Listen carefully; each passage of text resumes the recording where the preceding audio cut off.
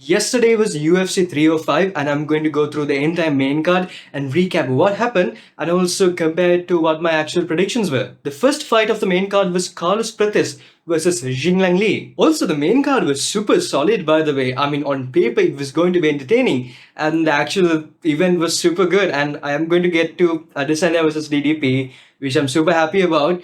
But I'll go through this first couple of fights first. Carlos is coming off his eighth consecutive knockout victory, and he managed to extend it to 9 knockout victories. Everybody's favorite Lee took a break before this fight due to an injury, and he's also pretty old. So because of this inactivity and the fact that MMA doesn't necessarily favor old inactive fighters, and also the fact that Carlos Prates is a really good striker and a better striker than Lee, I went ahead with Carlos Prates by decision. I didn't expect a knockout because Lee has never been KO'd in his MMA career, but it's a first time for everything. Carlos was super powerful. In the first round itself, he knocked down Lee 3 times. I mean, Lee was barely finding any success on the feet. And when the second round started, I said to myself, oh, Lee has a really great chin.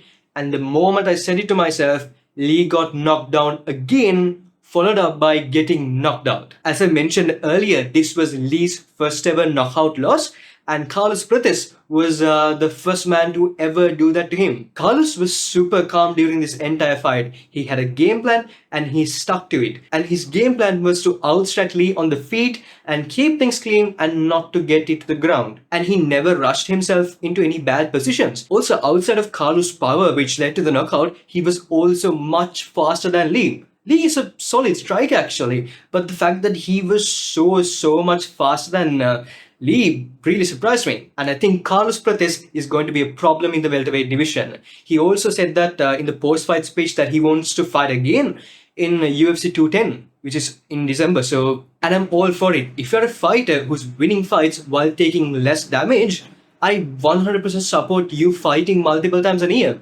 This is not the case of people, who gets knocked out and then, submitted over and over again, or even win fights while taking a lot of damage. I want you to take the proper rest and care and take care of your brain cells. I don't want you to, shorten your lifespan for my entertainment. And if you're somebody like Carlos Prates who's taking little to no damage and at the same time winning the fights, fighting multiple times a year helps you improve your, actual skills. You get to try out different things and you also garner a lot of experience. So him being a potential title contender in the future, not now, and wanting to fight multiple times a year, I am 100% looking to seeing Carlos Prates fight in UFC 210 if UFC managed to find him a spot in there. Carlos' performance was so good that he won the Performance of the Night bonus. This was one of the two, and I'll get to the second.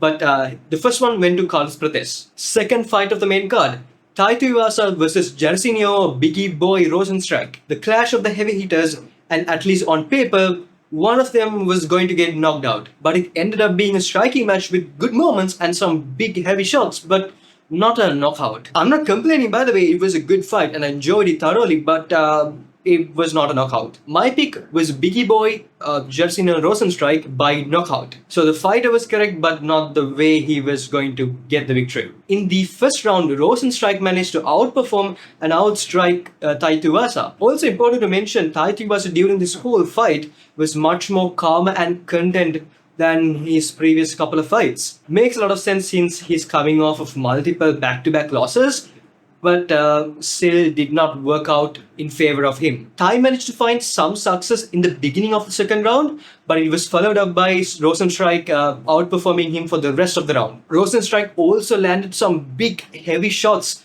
that cut Ty open. The third round was the same story with Rozenstruik completely outstriking Tuivasa and having the better performance. I scored this fight 30-27 Rozenstruik. People on Twitter and other people who were watching the fight and also the commentators knew Rozenstruik won, but except for one person, the most crucial person, one of the judges. One of the judges gave this entire fight to Tuivasa, 30-27 Tuivasa. And I want to emphasize this was not a close fight. We both know what we saw, and it was a complete masterclass by Rozenstruik. There was no round in this fight where you can make an argument for Ty. There isn't any. Rozenstruik simply clearly won. But you know how this athletic commission goes. Most of the judges have no idea on what MMA is. They have no experience.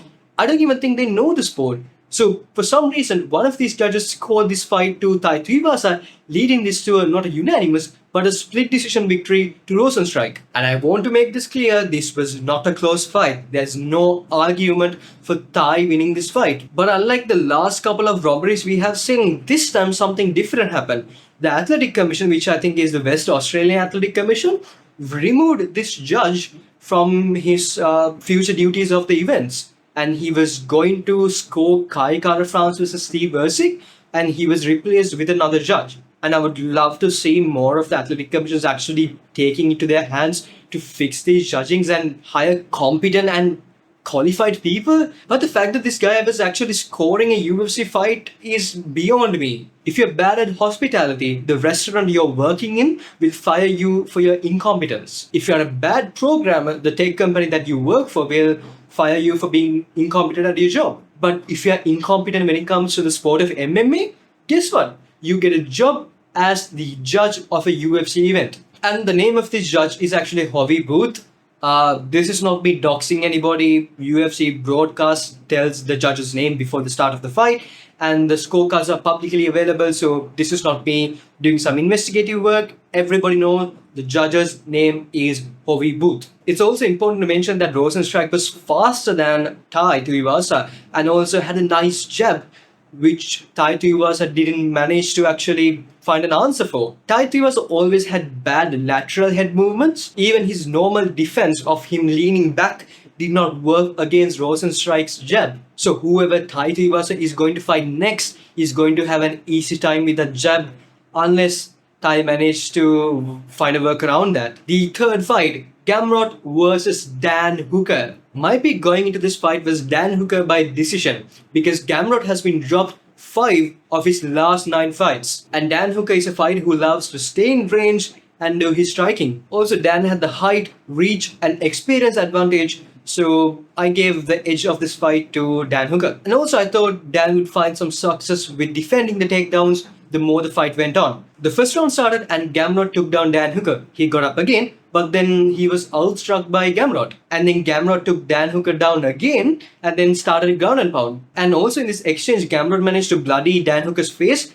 And after he got up, Dan managed to catch Gamrot. Dan Hooker was piecing Gamrot up, and then Gamrot was trying to save himself by shooting for takedowns, but Dan managed to successfully defend those takedowns. Also during one of these clashes, Gamrot managed to cut Dan Hooker again. Second round started, Gamrot took down Dan, he got up, and then Dan had Gamrot in a guillotine when Gamrot was trying to take him down, and then successfully defended the rest of the takedowns. Also at the end of the second round, Dan Hooker caught Gamrot pretty badly. It was a competitive round, and it was a competitive fight. We are still in the second round.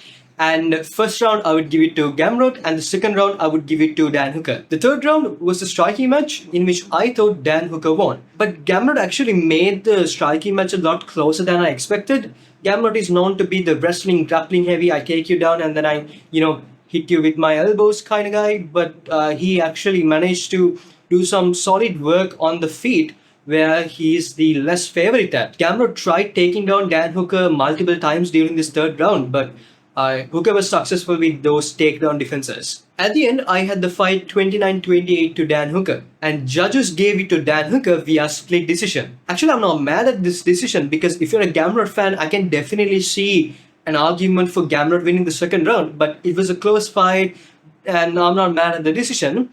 But however, I'm glad that it's a split decision and not a unanimous decision for Dan Hooker. And the fight was really entertaining, which resulted in this fight getting the fight of the night bonus. And the fourth fight of the main card, the flyweight bout between Kai Kara France versus Steve Erceg. My pick was Steve Erceg actually, simply due to the reach and the height. Kai Kara France is a 5'4" minion in the flyweight division, and I genuinely thought Steve Erceg would have a better chance on the feet and even in the clinch situations where he can use his long frame to have the better hand. And boy, did I underestimate Kai Kara France's striking and the power. Kai Kara now has 14 first round finishes.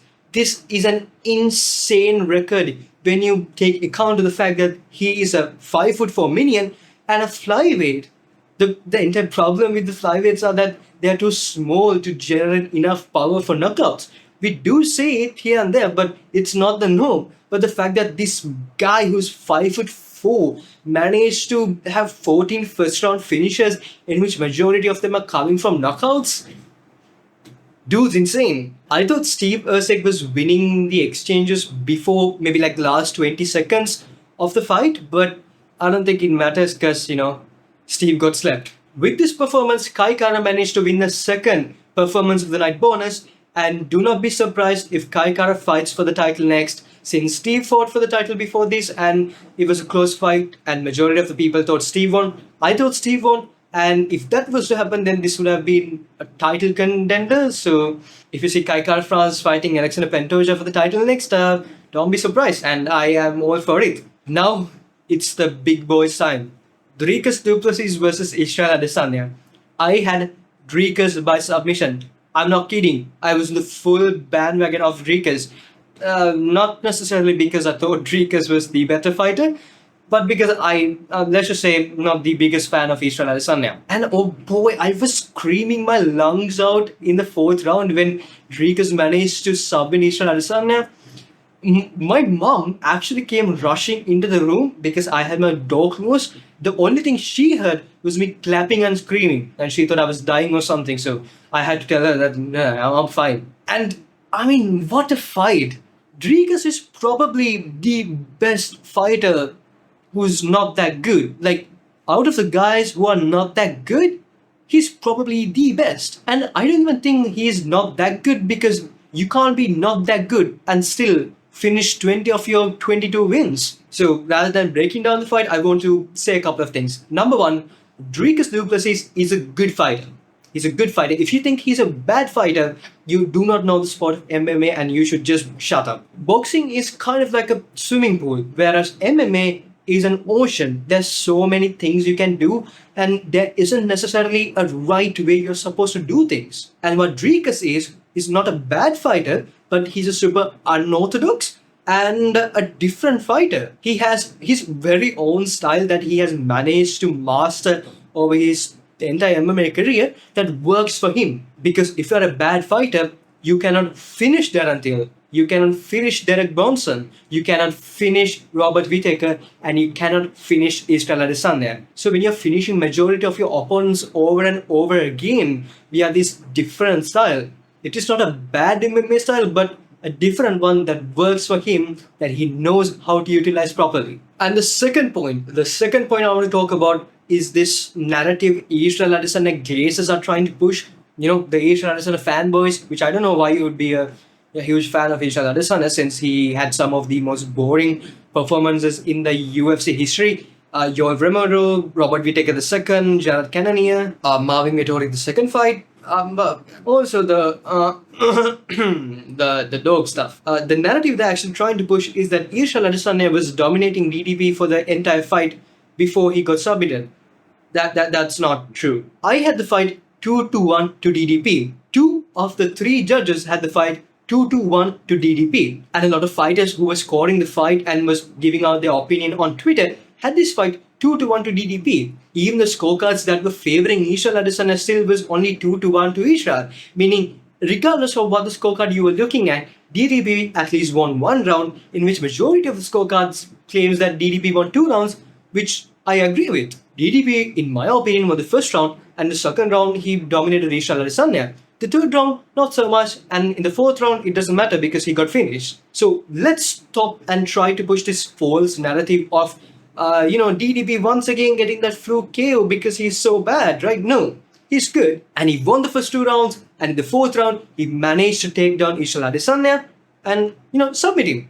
So rather than push this false narrative of Israel Adesanya was dominating DDP, these people need to come into terms with the fact that Israel Adesanya might not be that good.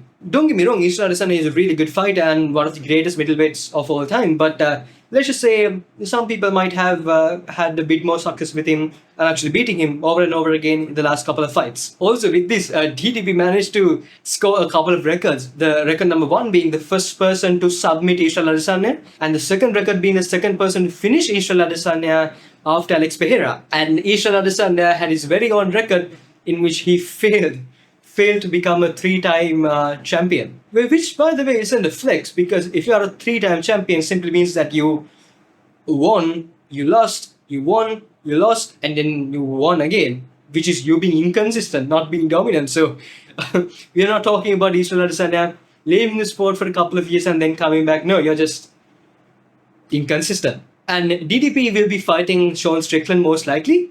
I think that's the fight that's going to happen before the winner of Robert Whittaker versus Hamza Chimaev. And let me just say, I am all for it. It's most likely going to be just like the first fight, and first fight was pretty cool, in which I thought DDP won. If you think Sean won, sure, but it's a close fight, and close fights are not robberies. And I also enjoyed the first fight, so I'm excited to see what DDP has in his career next. And that's it, folks. The UFC 305, the entire event was really good, and I super enjoyed the 305 main card, and I can't wait to the end of this month. Yeah, we have 2 pay-per-views this month. UFC 306, the Las Vegas Fear card, and I'll have a video on that event in a couple of days, and I'll see you there. In the meantime, if you like this video, subscribe and like the video. It helps me a lot, and I'll see you soon. See you!